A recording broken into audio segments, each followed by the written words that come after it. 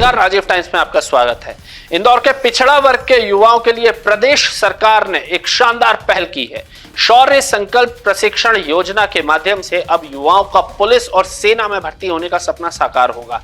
इस योजना के तहत इंदौर जिले में प्रारंभिक रूप से 100 बालकों को और 100 बालिकाओं का चयन किया जा रहा है, जिन्हें भर्ती परीक्षा के लिए विशेष रूप से तैयार किया जाएगा। आपको बता दें, चयनित युवाओं को पुलिस सेवा, सैन्य बल और होमगार्ड भर्ती की चुनौतियों के लिए शारीरिक और मानसिक रूप से सुदृढ़ बनाया जाएगा। योजना की खास बात यह है कि इनमें फिजिकल ट्रेनिंग के साथ साथ लिखित परीक्षा के लिए मैथ्स, हिंदी, इंग्लिश और सामान्य ज्ञान जैसे विषयों की कोचिंग भी दी जाएगी। विभाग ने प्रशिक्षणार्थियों के रहने और भोजन की पूरी व्यवस्था की है। धार रोड स्थित छात्रावास में रहने की सुविधा के साथ ही हर दिन 1.5 घंटे का कड़ा फिजिकल सत्र और 4 शैक्षणिक पीरियड्स आयोजित किए जाएंगे, ताकि पिछड़ा वर्ग के युवा प्रतियोगी परीक्षाओं में अपनी जगह पक्की कर सकें।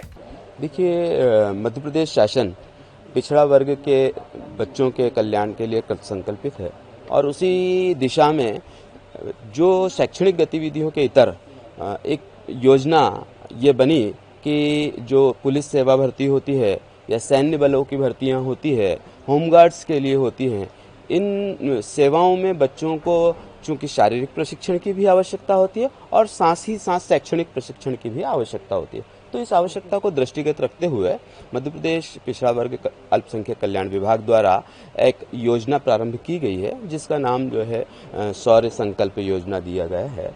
इस शौर्य संकल्प प्रशिक्षण योजना में इंदौर जिले में 100 बालकों को और 100 बालिकाओं का चयन किया जाएगा प्रारंभिक रूप से, और उन बच्चों को जो मानक प्रशिक्षण है जिसमें उनको टीचिंग भी फैसिलिटी भी दी जाएगी, उनको शैक्षणिक प्रशिक्षण और साथ साथ उनका जो शारीरिक प्रशिक्षण होता है वो दोनों आयोजित किए जा रहे हैं।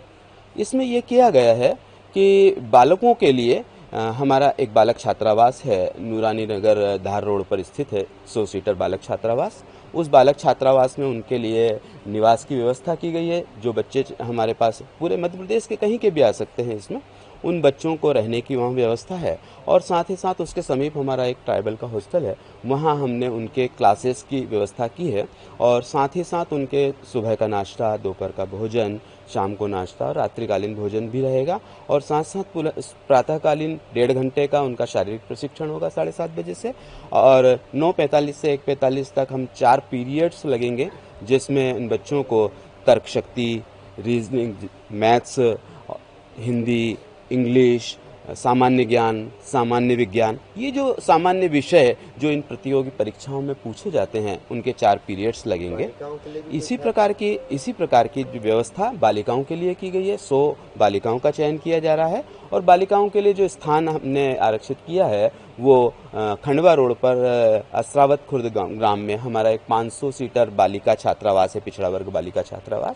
उस छात्रावास में हम बालिकाओं को व्यवस्था दे रहे हैं। इसमें चयन के लिए हमने ये कहा है कि 12वीं पास बच्चा चाहिए, सबसे पहले बालक हो या बालिका हो। दूसरा, उनकी आयु जो पुलिस सेवा के लिए सामान्य आयु होती है 18 वर्ष से 25 वर्ष की आयु सीमा होनी चाहिए। और साथ साथ भौतिक रूप से हम ये देख रहे हैं कि बालकों के लिए उसकी हाइट 168 सेंटीमीटर और बालिकाओं के लिए 155 सेंटीमीटर उनकी हाइट होनी चाहिए।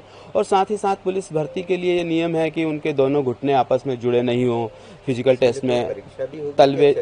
इसमें यह है कि यदि हमारे पास आवेदन अधिक आते हैं, वर्तमान में हमारे पास आज की तारीख में 170 आवेदन 200 के विरुद्ध प्राप्त हुए हैं, लगभग 300 के आसपास आवेदन हमारे वितरित हुए हैं, जमा 170 हुए हैं।